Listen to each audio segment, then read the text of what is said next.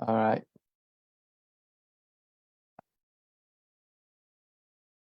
Okay, we are good. So can we start? Okay. Okay, so good afternoon, ladies and gentlemen. You're all welcome to the Saturday lecture, and we appreciate each and every one of you that is here with us today. The Saturday lectures are brought to you by the Social Sciences Lab. And the Social Sciences Lab is a non-profit initiative that aims to support research, training, and networking among social sciences researchers in the Middle East and North African region. We are affiliated to Fatima Al-Fari Open University, a non-profit online international university which believes that education should have no borders and quality education should be accessible by youth around the world. The Saturday lectures are open access lectures that are aimed at providing our students and members of the public with an understanding of social issues relating to the Middle East and the North African region. The first iteration of our Saturday lectures actually took place from March to September in 2021, and we are actually in our third iteration for 2023. And we have here with us our esteemed guest speaker for today, Mrs. Oluwatosin Eghire. Mrs. Oluwatosin Eghire is a meal manager. And when I mean meal, I'm not talking about the food we eat. I'm talking about monitoring, evaluation, accountability, and learning manager for Solidarities International, SI. Solidarities International is an international non-profit organization with over 20 branches worldwide. And our expertise lies in agile project management, resource mobilization, and leading cross-functional teams to collect, analyze, and disseminate program data for evidence-based decision-making and program effectiveness measurement. So she'll be talking about monitoring and evaluation practices in the international development sector. So Mrs. Oluwatosin Eghire, we appreciate you for being here today, and the floor is all yours. Thank you very much. Hi, everybody. Thank you for the warm welcome. I'm so glad to be here today, and we are going to learn together. Thank you so much for the opportunity. So I would like to know if it's okay for me to go ahead and start my presentation, or we are waiting for more people. I think we can start. Let's do it. All right. Okay, so I'm just going to start by sharing my slide.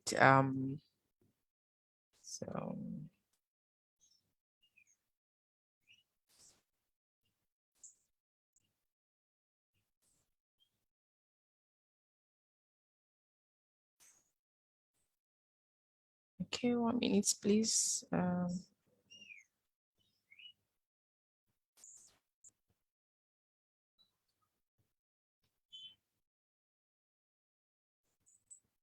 Okay, can you all see my slide?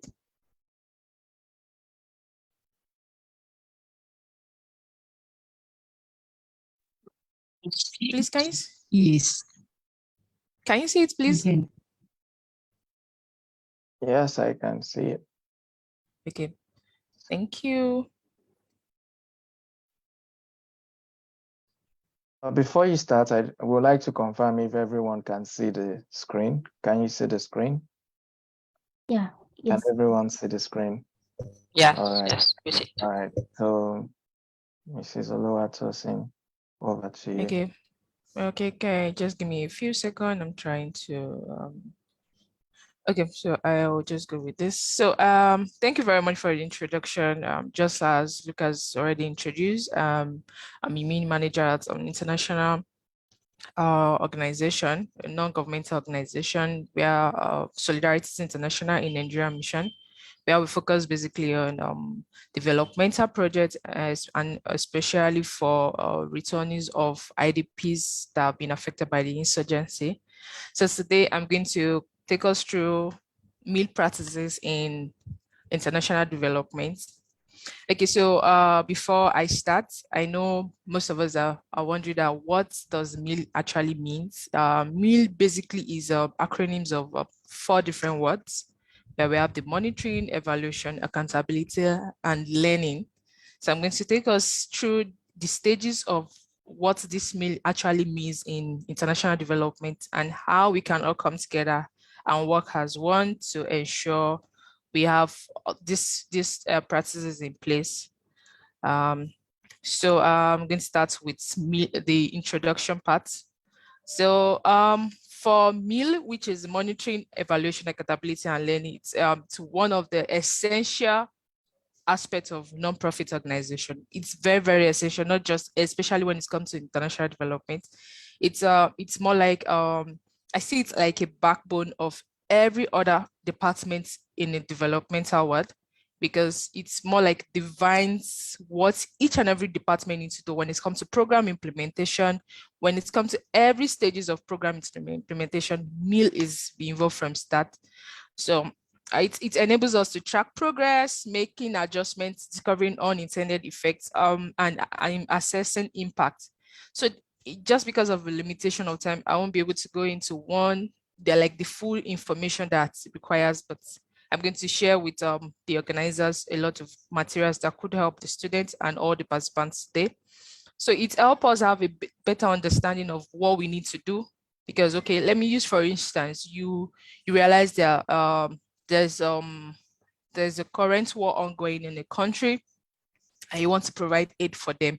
You can't just go there and like, oh, what has happened? What do you think these people is going to need? There are some stages that you have to go through to ascertain what is needed per individual. This is where meal comes in international development. You can't just go there, oh, I have funds, there are a lot of donors, I have funds, I can provide. Yeah, I think these people will need food. But what if food is not their major priority? I think they will need NFL. But what if that is not their major priority? This is where meal comes in. It's an integral to effective program management and positive outcome. You can do all of the support you can give, but if you don't have a divine indicators, you don't have a divine step or stages in implementing this thing, it might end up being a negative support. Because let's say whatever intervention you do end up causing harm, you have already breached the protection principles if you end up causing harm to these people. So the key principles of meal, we have various principles in meal. So I'm going to just talk briefly about a couple of them. So we have the safety of the stakeholders.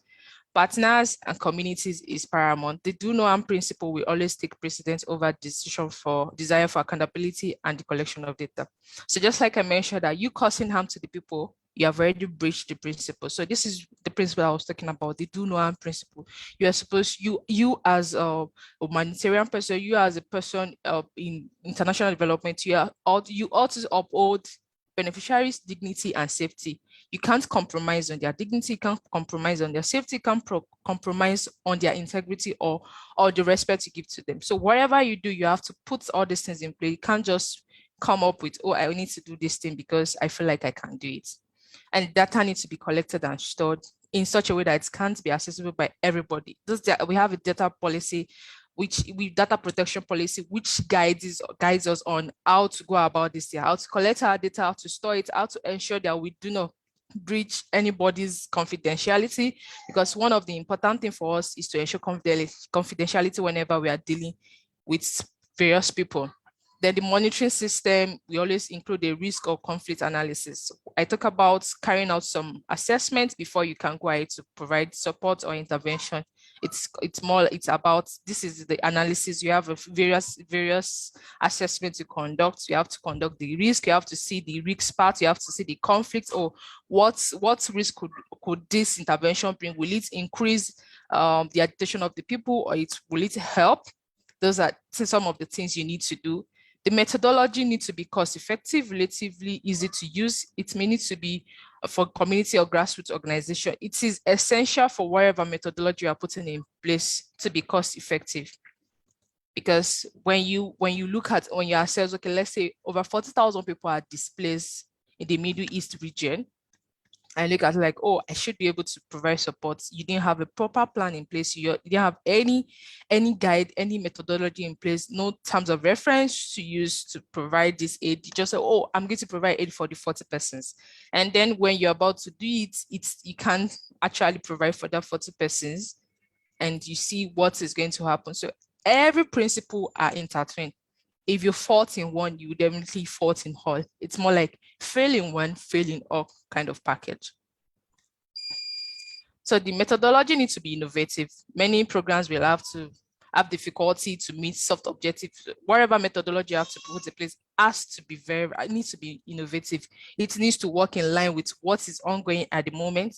It needs to work in line with what the people are actually going through. You can't just come up with something that's like, oh, I just feel, I assume. This is why meal practices are important. Meal practices are important. You have to assess, oh, okay, let's look at it in this monitoring aspect. If we're talking about evaluation, where should we come in? Oh, accountability. You have to be accountable to the affected population. You have to have communication in place with the community, and you have to make plans for them to learn and to develop in whatever thing they are doing. I want to know if you can all hear me before I proceed. Hello, everybody. Yes, I can hear. Okay. So, so be gender aware. You have to be gender aware. So when we're talking about being gender aware, we're not talking about you, people that you are engaging, people that you are providing it to or supporting. You have to be in people that you are also using. I mean, people that you are going to be employing to carry out this aid. You have to, because we have some communities that does not have, they have like this low acceptance of male coming into their community due to the number of women and due to so many of experiences they have. So not just engaging people, providing it for the women or male only. You have to, when you are engaging people that will carry out this, you have to be very, very gender aware. That comes back to us doing the analysis, or come back to us doing the assessment of how these things we run. Then we have the accountability part. It's in particular, it needs to reflect the situation, and STEM use needs to be conflict sensitive so that it does not aggravate grievances, tension, or vulnerability, both directly or indirectly. If you have been following what I've been saying so far, you understand that all of the principles that I've mentioned, they are intertwined. So we've talked about accountability now. We're like, yeah, whatever thing we are doing, we have to reflect, they need to have to reflect the situation. So you have to understand the cultural belief, you have to understand the situation at hand, but you can't understand this by just looking. You have to carry out some assessment, you have to carry out some analysis to assess all of this, and before you can actually go ahead with your implementation. So we have to, I just have a brief summary of everything that I've said so far, which is safety of the stakeholders, data collection and storage, timely update of monitoring system, innovative or cost-effective methodology, gender awareness, diversity, accountability. So we go to the next thing, which is what does mean stand for. So just as you can see in this little chart here, you can see what's I've already mentioned. We have the monitoring, we have evaluation, we have accountability and learning, and we have different like a few words to define what they are. So monitoring is basically participation, feedback, and response. We have critical adaptation, we have results transparency, and we have good practices and strategic direction. Then let's go to monitoring. So what is monitoring? Monitoring basically involves the systematic collection and analysis of data to track progress towards project objectivity. So before you can carry out any aid, before you can put anything in place, before project implementation, there are some things that you have to do. Monitoring is like a progressive thing. It's something that starts even before you start implementation. It's run throughout from the assessment level to the final implementation of projects. So it's like a progress, a continued something that happens. It involves the review of data to provide program managers and other stakeholders with indication of progress against program plan. So let's say we have like let me use Sudan as an example. Sudan we had some ongoing issues in Sudan and their need for more aid.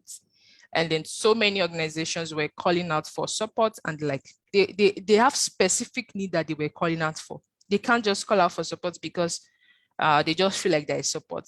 Some assessments must have been put in place to ascertain, oh, this is the most important thing that is needed at the moment. This is part of monitoring. And why this support is ongoing, there's going to be monitoring procedures, more like to make sure that the support that we promised the people said we are going to provide for these people are actually going as planned. It's actually progressing as we plan.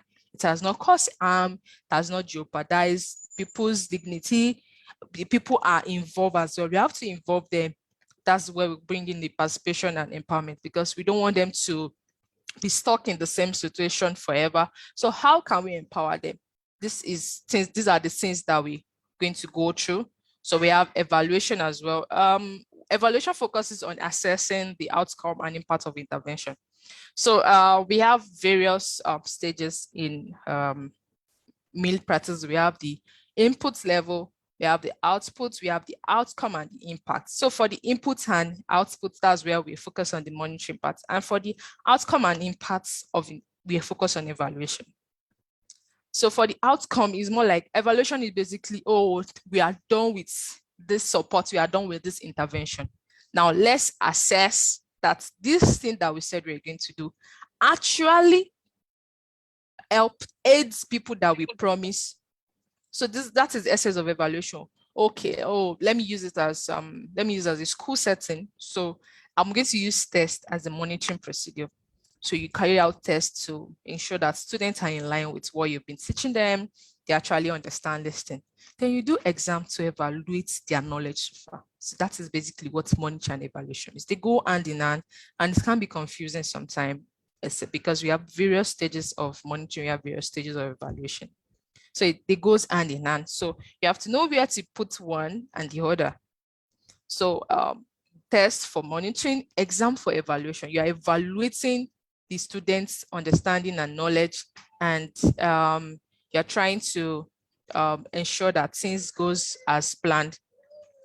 So so we have evaluation takes place as particular points in time, but complements ongoing monitoring activity by providing more in-depth objective assessment of the relevant efficiency, effectiveness, impact, and sustainability of program. So it's basically to have an in-depth understanding, or we have a progressive monitoring activity, but evaluation helps us to have in-depth understanding of what we have done. Like let me use the social science lab as a thing you have in place. This is your third year of doing this. You have been putting in place this to aid people that of low income household, or people that have been affected, and you want to evaluate, you want to assess, oh, as this thing we have been doing actually made impact to people that we aim at. So this is where evaluation comes in. Formative education are carried out during the life of program with a focus on improvement, and summative evaluation take place toward the end of project and are used to judge its overall merits, what effect. So those are some two different type of evaluation that we have. We have more than that, but for the purpose of this section, I'm putting just these two for us to have understanding on. Okay, so now we come to accountability. When we say when accountability, what comes to your mind? Okay, for accountability is more like you have a partner, you are each other's accountability partners. You are accountable to each other in your deals, in what you do, in decision you make, whatever decision you make affects each other. So stakeholders, when we talk about accountability in international development, the stakeholders and the organization providing it are accountability partners.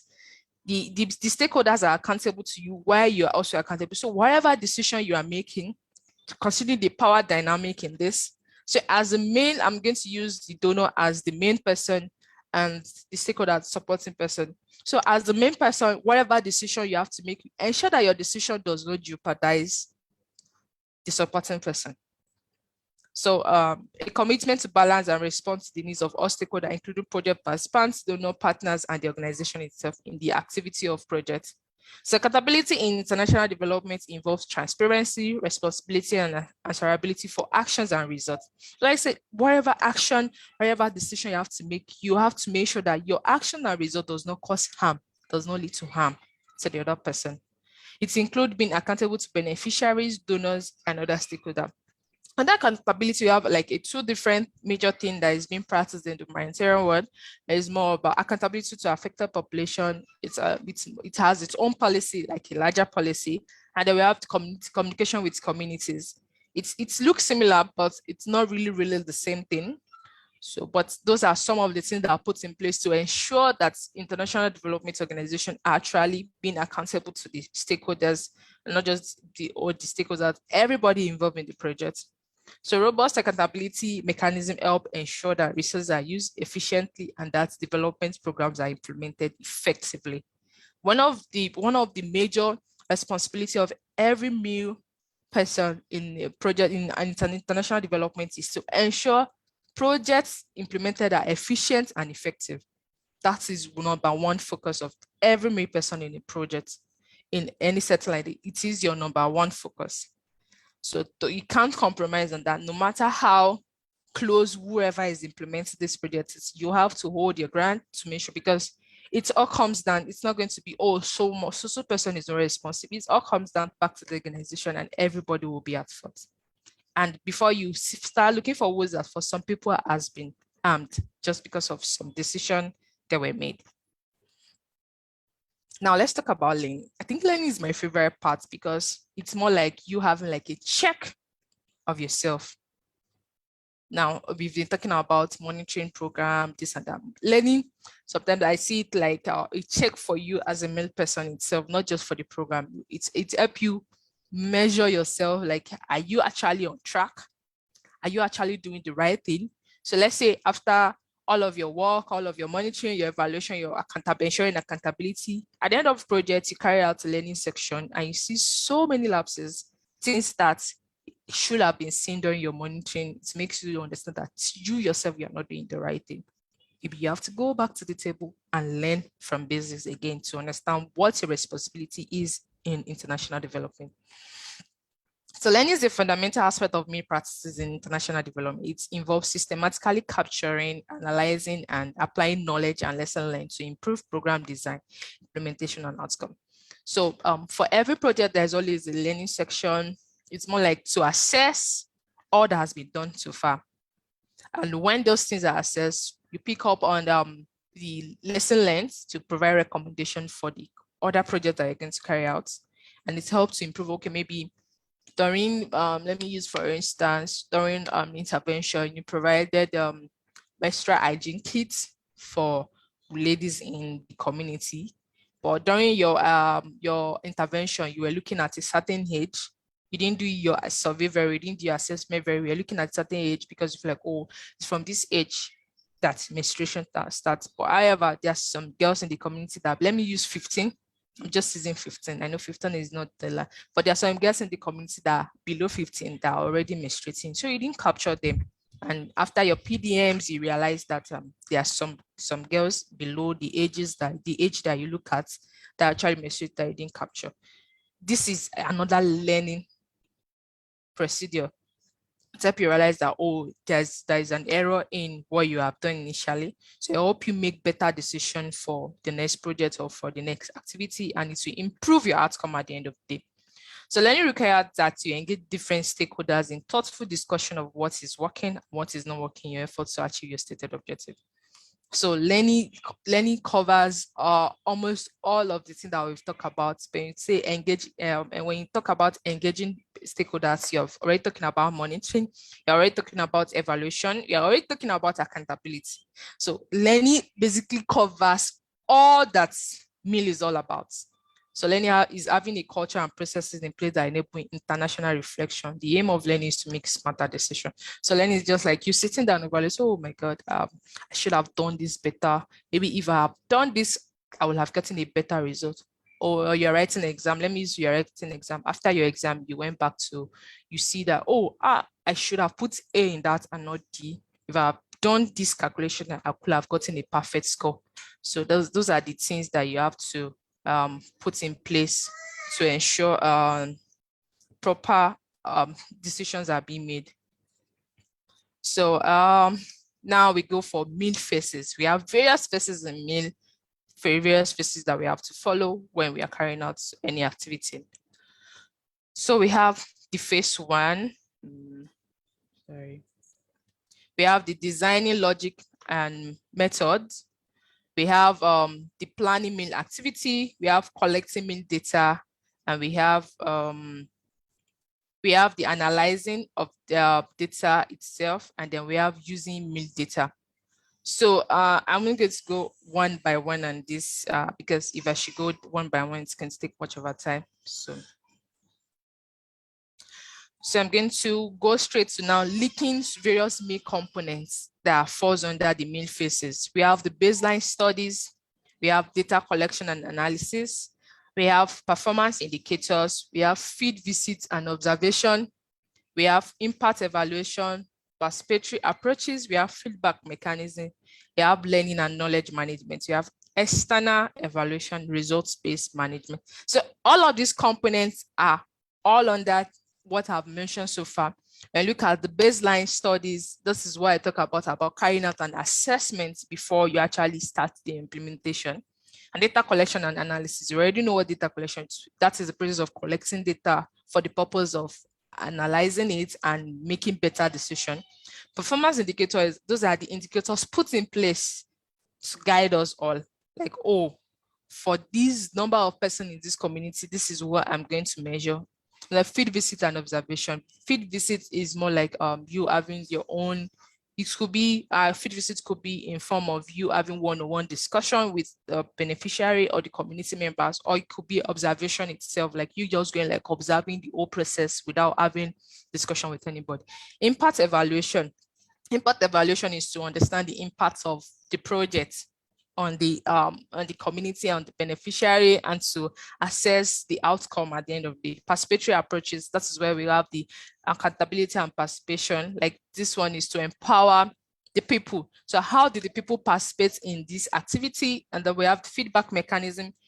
It's part of accountability to put in place that people actually have the avenue to give feedback to what you have done. And not learning, knowledge and management is it helps to understand. It's more like the learning procedure that I've mentioned earlier. External evaluation, results-based, and then results-based management. So sorry about the disturbance. Sorry. So now we have various information about what has been said. I know I've explained, but let's just go through some few points that I have here. So we have the baseline studies. So conducting baseline studies help establish a starting point for monitoring and evaluating development projects. It involves collecting data on key indicators and conditions before project implementation.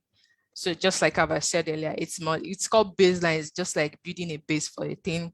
So let me say you want to prepare some fragrance. You want to prepare. Let me use fragrance. You always have a base oil or base thing you put first before you add on every other thing. So baseline is basically like that, to assess the whole place. Okay, this is what is needed. This is the focus on, while using some key indicators to guide before project implementation. Then we have data collection and analysis. So me involved the systematic collection of data to track progress, measure project outcome. This can include various methods such as surveys, interview, focus group discussion, observation, and document review. So surveys is basically having like surveys scope. It's basically having a one-on-one interview. Surveys and interview goes hand in hand. A direct one-on-one interview with each individual, which has various methodology put in place. We have the sampling methodology, we have the sampling sizing, and we have and when we talk about the sampling methodology, we have basically three that is mostly used. We have the stratified, we have the random sampling, and we have the systematic sampling. So focus group discussion is having a group of persons specifically on maybe gender, sex, disability status, and the likes, between number of 6 and 12, you shouldn't have more than that to avoid one person over talking to the other person. So you have to have people with different opinion about a certain thing. Observation is just like I've mentioned earlier. You visit a place, you instead of let me just observe what is ongoing, or somebody is here, just observe, oh, it's Tosin that is talking at the moment, nobody else is talking, everybody's listening. So that is just observation without asking any question. And document review. So document review is basically you going over documents of so let's say in a particular country where we have an issue, we are supposed to provide 50 meter cubic of water on a daily basis for people that have been affected due to the dryness, drought, and the like. So you as a male person, me as a male personnel, you are to review those documents.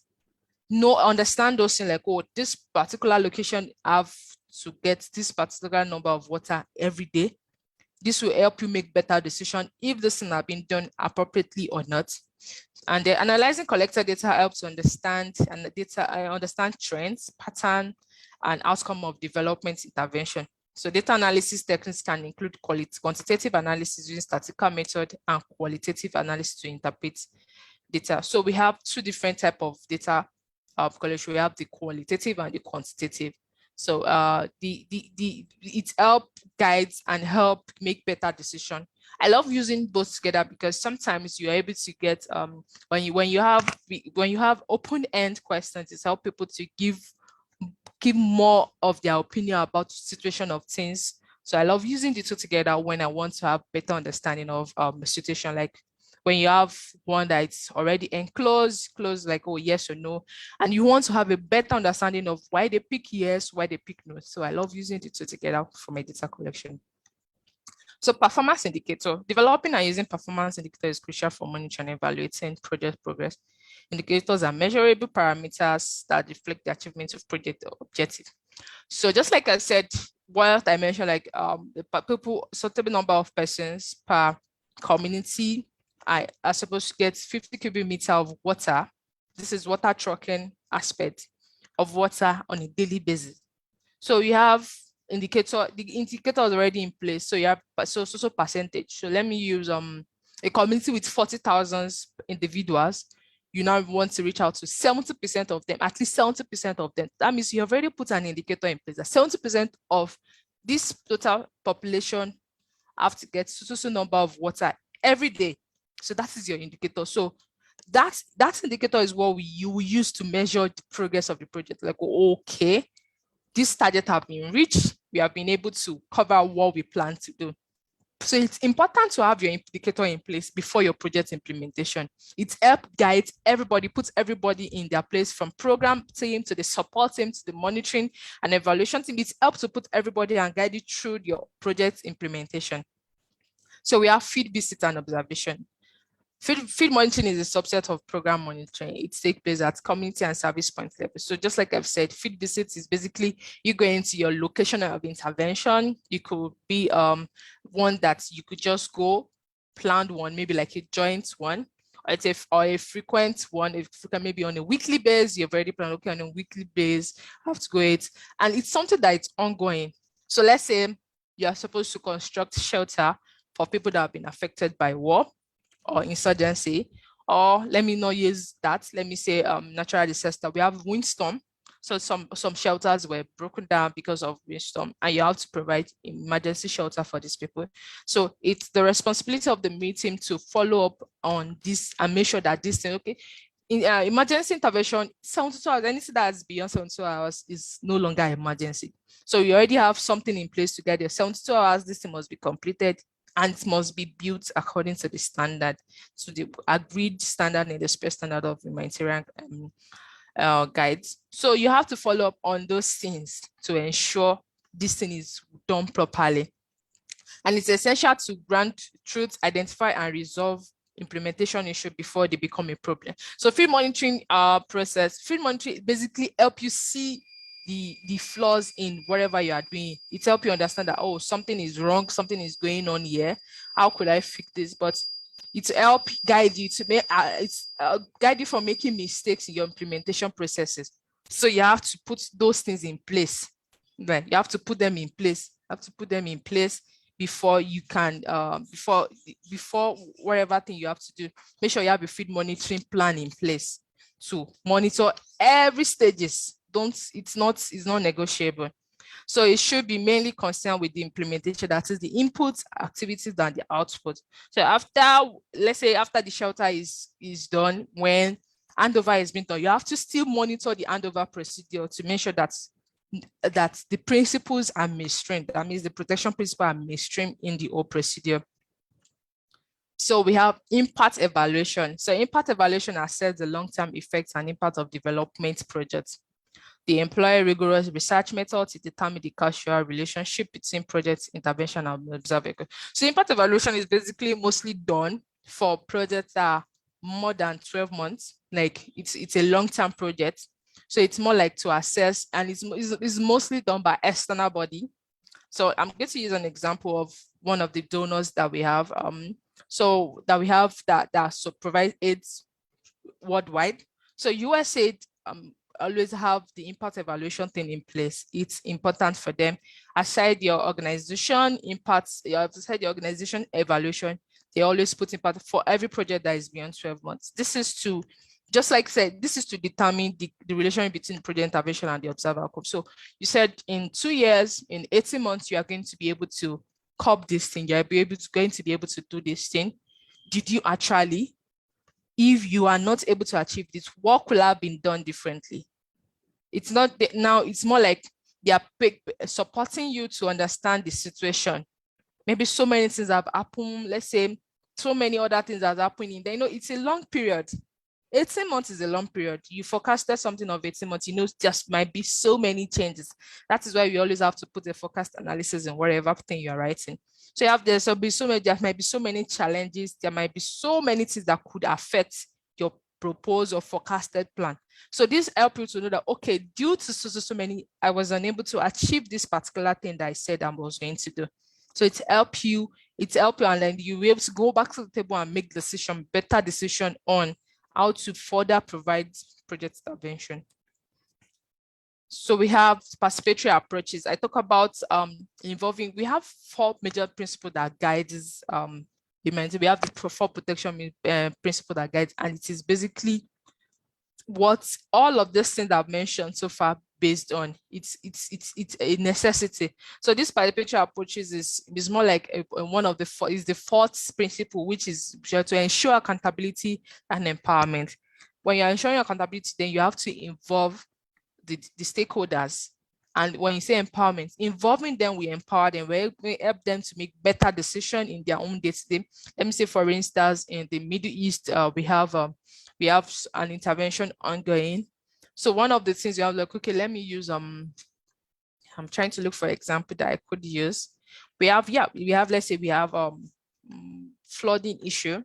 So you want to empower, you want to sensitize people on how they could curb this flooding, how they could avoid this. Then you engage people from that community. One, you have shown participation and you have empowered them. So the people you engage in the community, you have empowered them, and they will just further go ahead to empower the people more. Even when the organization exits from that place, the knowledge that they have acquired will help them. And so whenever they see somebody doing things different, they're like, no, have you forgotten what they taught us about this and how to go about this? So you see that knowledge that they've acquired there, it sticks with them. It's going to go further and further with them. So it often involves stakeholder participation, including beneficiary, local community, and partner organization. Participatory methods such as participatory monitoring and evaluation and participatory learning and action engage stakeholder in data collection, analysis, and decision making. So because you have empowered them to be able to understand what you're actually doing. No, you can keep telling people you want to do this, but if you didn't empower them, they will just look at it like, oh, you're just doing this. They will not really understand that thing, and they will not be able to make better decisions. But when you empower them, you get them involved, they will really, really understand their own. They will be able to empower other people. Even if they leave the place, wherever they go to, whatever knowledge they've acquired, they will be able to empower other people with it as well. So we have feedback mechanism. So establishing feedback mechanism, ensuring accountability and responsibility. So, okay, you are providing aid for somebody, you are doing this, and you didn't put a mechanism for them to give feedback, then you have failed. when you miss one, you've missed all. You put ME and L, you didn't put the accountability, but then you have totally failed. When you fail one, you fail all. So you have to get feedback from people to know what you are doing is actually what you're supposed to do, is actually aiding them or is actually causing out to them, because they're not supposed to cause harm. So you need to have that feedback mechanism in place.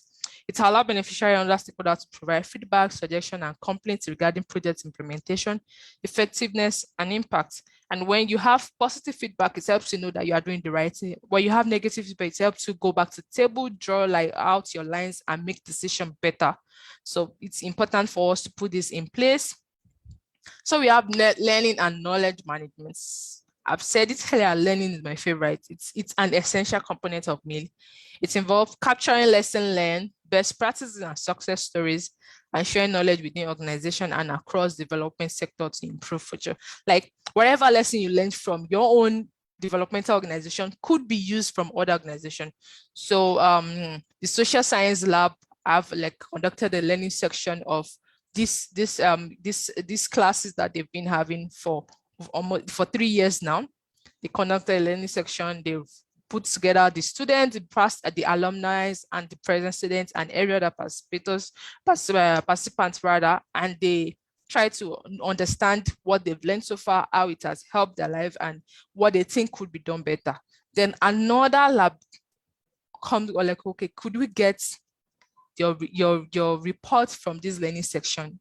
It will help them make better decisions. So that is the essence of the learning part of MIL. It helps you make better decisions. It helps you know that you're on track. It helps you know that what you'll be doing is actually that monitoring part, that evaluation, that accountability that you have put in place, it's actually going well. So that is the essence of the learning and knowledge management. Now I have external evaluation. Independent evaluation to conducted by external evaluator provide an unbiased assessment of project performance, impact, and accountability. This evaluation and ensure objectivity and can provide valuable insights and recommendations. So I've talked about evaluation earlier as well. So it goes like you have to, it's something that you have to be done. So then we have lastly the results-based management. It's an approach that links project design, monitoring, and evaluation with achieving desired results. It helps you, like, okay, from the project design, you have the project implementation. Under the implementation, you have the monitoring and evaluation activities. It helps you know that, oh, we are making progress. You are actually achieving what you plan to do. The outcome and the impact is actually what was inputted earlier. So that's essence of the RBM. So it emphasizes setting clear objectives, establishing performance indicator, and regularly tracking progress towards results. So in conclusion, so key components of monitoring and evaluation include setting clear objectives. You have to set clear objectives. Whatever thing you have to do, whatever plan you have to make, set clear objectives. Define your indicator. Indicator will guide you. Indicator is like the map that will guide you in your implementation. It's more like you're going to a place that you don't know before. You need a map to navigate the place. So indicator is your map. And targets, like your indicator and your targets. Okay, this is my target percentage of this person. So what is the percentage of this number? This is the target. Collecting data, analyzing findings, and using results to inform decision. As a MIL personnel, you have to be a competent data analyst. You can't just, except you just want to be a program person. But if you really want to be on this track as a MIL person, you have to be a competent data analyst. You have to know how to analyze your data. You have to know how to visualize it. You have to know how to tell your story. You are not just a MIL person just for program monitoring and evaluation. No, you have to know how to analyze. You have to know how to visualize your data. You have to know how to tell your data story. So whenever I tell people about call data, I always tell them I'm a data storyteller because I'm able to tell a story with my data. I didn't just build the data and dump it or, okay, figure it out. No, you have to be able to tell your story because you have to understand that there are so many people that does not understand this. There are so many people involved in the project that does not understand. You have to be able to tell your story properly in the way that a layman will understand it. And this story that is being written, this result will help to inform decision makers. So like literally people's life, the betterment of people's life is in your hands as a MIL personnel. The betterment of people's life is in your hands. So how will you use that tool that has been given to you? How will you use that shit? Are you going to use it to protect the people or you're going to cause harm to them? So it's a decision you have to make before you go into it.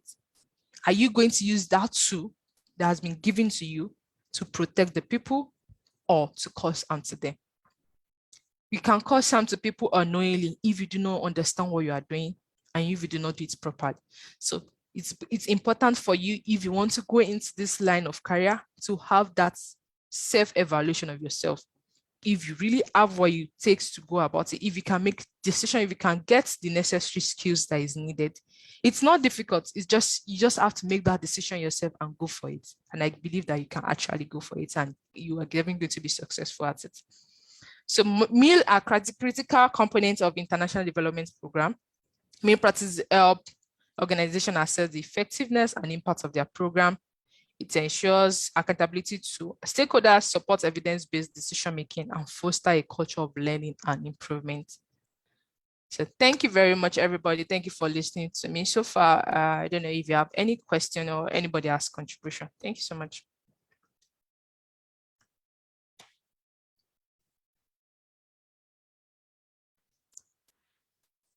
Okay.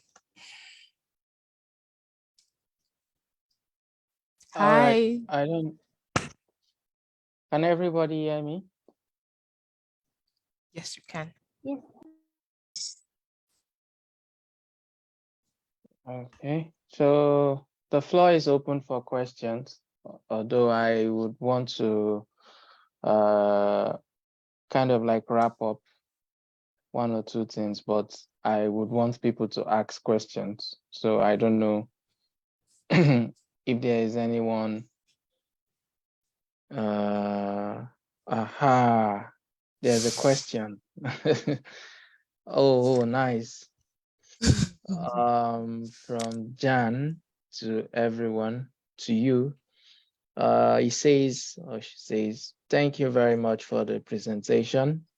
I would like to ask how widespread is corruption amongst NGOs in the MENA region, and what is the most helpful practice to tackling this?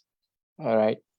So, Mrs. Okay. Oluwatosin, over to you. Thank you. This is a very sensitive question. So when you talk about corruption, I really can't say how widespread it is or something, because but for me, why I believe in tackling corruption in NGO is for you to make it different. What difference are you making as a person in that sector, in that organization? Are you compromising your standards at a meal personnel, like, oh, I don't have to be bothered about it. As far as I'm concerned, I'm doing my job. You have to stand your ground. You have to hold your ground in ensuring that things are going properly. You can't just say that I'm just going to be on the fence. I'm just going to act on look behavior. No, if you yourself start with it, there might be other people that just needed a push. They just need someone to take the lead and they will go ahead with it. And they'll be like, oh, this thing is not right. This thing is wrong. We shouldn't be doing this way. And when they said something, it's a good behavior or a change starts with you. So I'm going to use change start with you. So Jane, please share as much as possible. If you are in the humanitarian sector, if you're in the NGO world, let the change start with you. If you see something that is inappropriate, something that is not in line with the humanitarian standard, something that is not in line with IASC standard, please do start from your hand. Don't wait until it's jeopardized so many other people's. Do you know one thing that I used to tell people is that when an organization is caught in this thing, it's not going to affect just the leaders, not just, it's going to affect like literally everybody. It's going to affect literally everybody. I'm not going to mention the name of an organization yet, but one organization was caught in this kind of thing, and it has affected their implementation all over the world, not just in the location that they were caught for it. So imagine you ignoring something just because, oh, the person involved is my boss, the people that are doing it are bigger than me, and you didn't actually make decision, you didn't actually step up the game and do something about it. So many people will actually be affected. And not just people that are with job or something, people that get job, more, even beneficiaries that are supposed to benefit from the aid, they are going to miss out on the support. So that is my own best way of tackling this thing, because it's deeply rooted, but you have to make it different. You have to be the change that you want. Thank you. Okay. Jane, does that answer your question?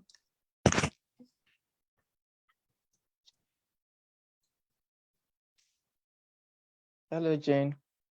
Does that answer your question? Does anybody has any other question to ask?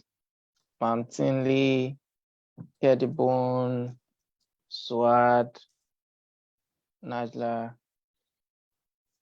Okay. All right. Yeah, I have a question on my end. Okay, it's nice. First of all, I just want to say thank you so much, Oluwatosin, right? This was really a fascinating and a very instructive talk. And I know that monitoring and evaluation is pretty much a theme that a lot of people are not familiar with. And it might sort of appear that it includes like data capturing. And for some people, it sounds like it's confusing, it's complicated, but this component is pretty much used in many organizations or firms to track successes. So my question is related to, I know that monitoring and evaluation includes setting clear objectives and defining one's targets. So I want to know, how do you handle situations where stakeholders disagree about your data interpretation? Okay, thank you for your question. So for this, it's more like you as the organization, you have to put things in place. So you have to have your a policy. So let me use the social science lab. Social science lab has a policy, a guiding policy. Yes. So now social science lab needs a support from the MENA region government, but government is coming with some things that does not work in line with your policy, that's compromised the humanitarian standard. Even though you need the funding from them, you can't compromise because you have an obligation to follow up with. Do you understand? But you know you need it. You know, if you miss out on this thing, so many people will suffer. You have to lay your points and give them why you can't do it in the way they want you to do it. Why you can't work it out in the way the stakeholder wants you to work it. You have to give them why. You have to give justification. Okay, so I make use of something. So whenever we are pushing for a support, I always have a justification on grant. It's more like you have to prepare. You have to understand the stakeholder first. That is one thing. That you have to do your findings on the stakeholder. You have to know how they run their things, and you have to put your policy together and assess, like, does this thing work together? Are they in line? Are they in line with my principle? Are they in line with this policy? So when you say they are not in line, you'll be able to have your own information on ground. Okay, if they bring this question, how will I justify why I need this particular thing and why I have to go about it? It's not just you requesting for aid or you going to you have to do your own findings first before you push out for it. That is why you see so many organizations having a sort of assessment to assess some things before putting proposal out. You have to do, it's not when you are about to write a proposal to the stakeholders, the donors, that you start doing assessment. Before you know it, you start rushing, and there's going to be a lot of back and forth between you and the donor. So once you have carried out your own assessment, maybe it's a yearly thing, a monthly thing, a quarterly thing, carry out your assessment. You've already understand the pattern and the trend and what is needed. So when the stakeholder, the donor, comes in with their own, I can't do this, you have to tell them why you need to do it this way. Do you understand that? Does that answer your question? Yes, it does answer my question. Thank you so much, Oluwatosin. And I also have another question. So I know that with specific organizations and businesses, there's a theory of change that needs to be implemented in order to sort of like measure if we're actually doing something right, or how do we improve whatever project that we've been running for the past years.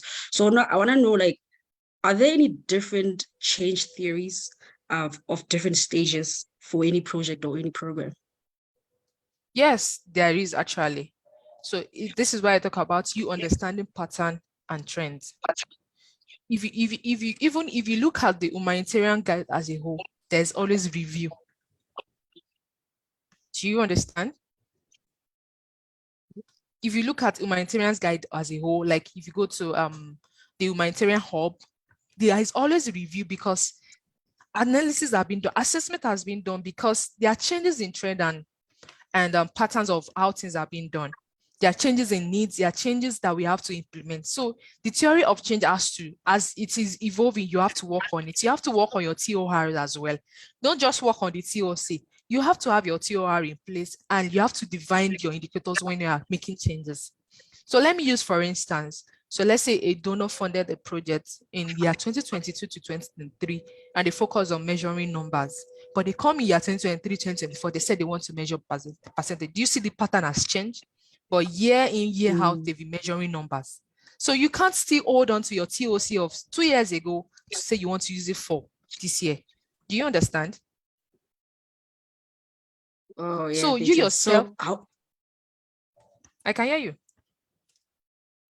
I was just saying, now, how often does one have to devise a theory Now, of change? If you for, say for the often, for the time, it has to be when you carry out your assessment. So let's say you carry out a quarterly assessment. Let's say, let me use a market survey thing. You carry out a market survey in month of January, you carry out another one in April, and you see the changes in trends. Inflation has affected so many, see the changes in trend, then you have to work on it. Or you can wait if the changes is not much. Let's say you forecasted 7% change and the change is 5%. Then you decide to wait till August to carry out another. Then you see the like a shoot up in the change, or it fluctuates, it comes down again. Then you have to work on it. You can't just wake up and say you want to change this without having your data in place. That's the importance of the data. You have to have your data in place. That's why I said, as a middle personnel, you have to be a good data analyst to understand. You have to be able to carry out this. You have to be able to understand your data and to be able to interpret it for your situation at the moment. most definitely. Thank you so much, Oluwatosin. Makes much sense. And that was very, very informative. Thank you. You're welcome. All right. Thank you very much, Ma'am Kedibon, for that question. And I hope you appreciate the feedback from Mrs. Oluwatosin. You also have another question from Najla, Miss Najla Okay. Faizi. So she says she appreciates your presentation, that it was so useful. And she has a question on reporting. How do you report findings that harms NGOs, project managers professionally, but they are not involved in the existed gaps, or they are not aware of the gaps that are existed? So how do you report these findings? Okay, first, as a project manager, it's your responsibility to have a gap analysis on a periodic level. You have to have that gap analysis. You can't call yourself a project manager and not understand that there is need for you to carry out a gap analysis, because so many factors, people are being displaced daily. So you carry out an analysis, you carry out a gap analysis of a location today, and we said we have 1.3 million individuals, and you are doing intervention for 2 years, you can carry out a gap analysis. It's going to affect you professionally. You can't escape that harm. It's going to harm you. It's going to harm your work, because there's going to be too much pressure on the existing facility. There is going to be that pressure on the existing facility. So you provided aid for 1.3 million persons, but in 6 months, the number shoots from 1.3 to 1.8, but you didn't carry out your analysis to assess the increase. You have been hearing trends that people are moving from one location to the other, but you didn't carry out. It's going to harm you. You can't escape that harm. You can't escape it. So it is your responsibility. First, as a project manager, you have to put in place a guide or like a plan to have a gap analysis. It's not when it's needed only. You have to put in place to guide that gap analysis plan. Okay, every six months, we're going to have a gap analysis of this period. And when you have information on news about people moving from one location to another, you see trend of people relocating. Maybe, sometimes seasons determines relocation of people, how people move. Some people will move from a certain region to the other. Let's say rainy season, some people move from a certain region to another to farm.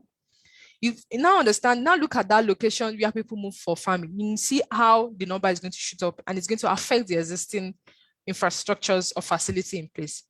And if you as a project manager does not put a plan to have a gap analysis there, it's going to harm your work. So the first thing you have to do as a project manager, have a gap analysis plan in your project implementation. You have to have it mapped. Then have a system audit and service mapping to understand it. So when you have a service mapping, you're able to understand other people, other actors, other partners implementing in your location. If peradventure you do not have the aids or ability to provide support at that period, when you realize there's an increase in the number and there's gap, there's already increase in the gap and existing gap, you can reach out to other partners, other actors that implement the same thing if they could support in the intervention in providing it. I hope that has answered the question. All right. If not, you can. Okay. So, Ms. Najla, does that answer your question? And Mrs. Oluwatosin, thank you for that feedback. We appreciate it. We really do. Yes. So she says, yes, it answers a question and she appreciates your answer as it's well articulated and it's clear. So I think, I don't know if anyone has any other question before I try to wrap up everything Mrs. Oluwatosin has been talking about for the past 1 hour. Okay. Wait, I have a question. I edited. Aha. Okay, good. So Ma'am Tinley talks about she appreciates your comprehensive presentation, and a question goes to us. She's wondering, what are the strongest resistance to meal implementation from your experience? And how does meal implementation change the culture of the organization from your observation? Thank you. Over to you. One of the strongest resistance to meal implementation is mostly from the program team. Why being, as a meal person, you want to ensure effectiveness and efficiency of project implementation. However, from the program team, even though they are more concerned about the effectiveness and efficiency, they are also concerned about the timeline. So you as a meal person, you realize that some things are not done properly and it has to be corrected. And the implementing team are focused on meeting timeline or achieving their targets. So that is the number one. That's the strongest. Like every other resistance is not really as strong as that because it's a conflicting thing and it's conflicts with everybody's guides. Program is more concerned about, yeah, we have to do this efficiently or we have to do this, but we still have a target. But as a meal person, you have to ensure that things are done properly. You have your guiding principle, you have your guiding checklist, you have to ensure that indicators are being. So that number one, that resistance is the number one thing. That's the strongest program team, the implementing team. And for the implementation, the changes that it has brought to the culture of the organization is we have improved accountability to affect the population. Due to the improving accountability to affect the population, we could put a CWC policy in place. That's the communication with the community. So it helps improve our acceptance in the community itself, and it makes the work from it's improved the work synergy and it's improved the effectiveness of the implemented project. And another thing, it makes everybody have a better understanding of what each person's responsibility is. It makes me as a meal manager to understand the responsibility of the program manager. It makes the program team members to understand the activity, the work of the meal team members as well. So it helps improve the synergy of work because you have to put so many things in place. You have to put a lot of learning sections where the team comes together. We have to put the feed monitoring, the joint feed monitoring aside the meal periodic feed monitoring. You have a joint monthly feed monitoring with the program team. So you help them understand that, no, I'm not just going to the facility to highlight negative parts. I'm not just going there to highlight what you are doing wrongly. I'm going there to highlight everything. However, I can only report the negative one for us at that moment. So when you have this collaborative monitoring activity, it helps everybody understand that, okay, I should have done it this way and not this way. No, you are not highlighting me just to sabotage my work or something. So it's improved the synergy and it's improved the effectiveness and efficiency of project. And we don't have to be rushing at the end of project period like, oh, I have to finish this, because everybody has worked hand in hand from start to the end. So that is my response. I hope my response will be able to answer your question, Ms. Timley. Yes, thank you so much. Good. So, do you have more Oh, questions? all right. Do we have any other question? Suad, Coco, do we have questions? If we don't, then I I would have like another to. question. Oh, Kedibon again. Okay. I Yes. think. Okay, that'll be the Okay. shoot. Okay, I want to say thank you again to you, Miss Oluwatosin, for the comprehensive presentation. My question, I have two questions actually. My question is One that sorry, for me. Kadima, I asked the question previously. So Oh, you asked the Okay. same question. Oh, yeah, that's I was copying it over for you for reference. okay. No problem. Thank you so much. Okay, you're welcome. All right, so Kedibon, you don't have any other question, yeah? All right. Now from my end. Oh, beautiful. Okay, thank you very much. Thanks to everyone for their support.